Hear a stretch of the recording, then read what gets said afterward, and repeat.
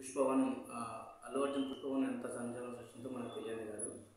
ఇప్పుడు దాని సీక్వెల్గా పుష్ప 2 వస్తుంది. అది ఆగస్టు 15కి రిలీజ్ కానుంది.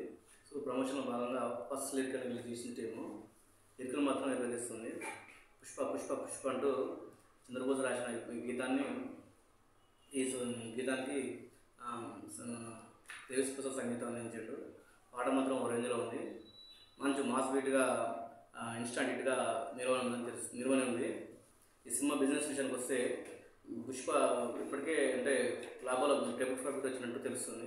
500 కోట్లతో నిర్మిస్తుంది ఈ సినిమా టీ సిరీస్ ఆడియో రైట్స్ని భారీ ధర దక్కించుకున్నట. అందుతోడు ఓటీటీ డీల్ కూడా 100 కోట్ల వరకు వచ్చిందని తెలుస్తుంది.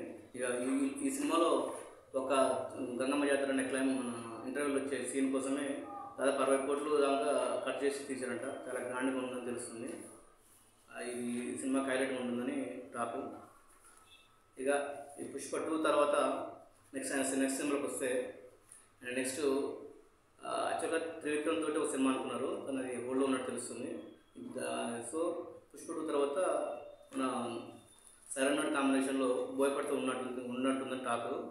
ఈ సినిమా విషయంలో రేపు మాకు ఒక ప్రకటన రానుందని తెలుస్తుంది.